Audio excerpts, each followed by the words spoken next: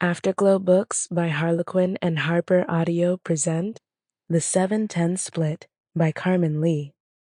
Performed by Amina Salih. Author's note: this book discusses cancer, drunk driving, and the loss of a parent. Chapter 1. Whatever it is, the answer is no. Ava knew that look. That look promised extra hours with no extra pay and a significant bump in her caffeine budget for the week. She already needed to cut back on that dark roasted money suck, and agreeing to whatever ridiculous school spirit activity Bradley Parrish was surely coming to convince her of was not the way to go. "You haven't even heard what I have to say." "And it's gonna stay that way," Ava replied, ducking quickly into her classroom and attempting to close the door behind her. If she were the type to startle easily, the hand that slapped down on the other side of the door would have done it. As it was, she just sighed loudly before abandoning her moment alone before the staff meeting she didn't even want to go to. It wasn't that she would get fired for missing it. Peach Blossom High School was understaffed, and they wouldn't risk losing an advanced placement teacher right now unless it was over something illegal. Maybe. No, she just didn't want to deal with the pettiness that was their principal, Robert, when he scented even a whiff of insubordination. Ava dealt with enough petty behavior at home, being the middle child sandwiched between two sisters gung-ho on always being the head bitch in charge. She didn't feel like dealing with it at work, too. "Leave me be, Brad," she huffed. "I have books to sort, lesson plans to finish, and wounds to lick." It was the third year in a row that Robert had rejected Ava's plans for reviving the school's bowling team. She had even downgraded it to an extracurricular club to reduce the cost, but still, he had vetoed it.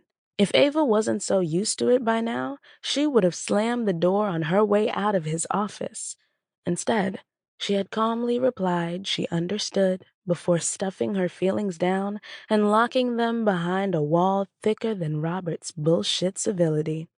"Ouch, let me guess," Brad said. "He rejected your plan for the new team and said the school had no money for it." "Got it in one."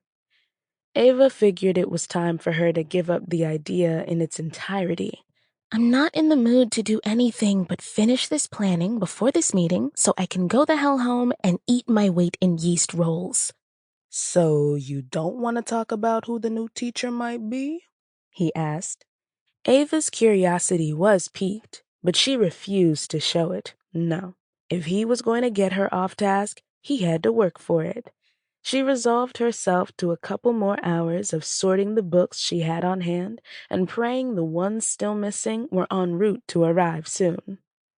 If anyone had told her 5 years ago she would be back at her old high school teaching English, she would have laughed in their face.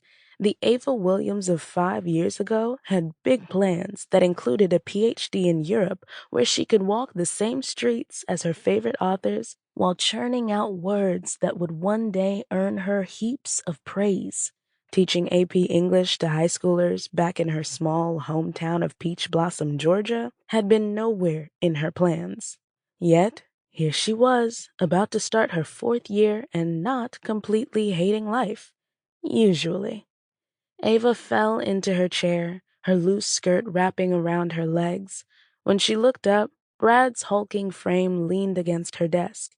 His curly brown hair gleamed under the harsh classroom light, with a few errant curls falling over his forehead, and his lips were split wide in an eager smile. She was determined to out-stubborn him this time, but the angle was all wrong. If she stared up any longer, she would get a crick in her neck and then have to drive a couple hours to find a chiropractor. Sometimes small-town life was a pain in the ass. "Don't you have your own lessons to finish planning?" "Did them already," he replied. His wide smile and boyish charm were usually enough to pull Ava out of a funk, but not today.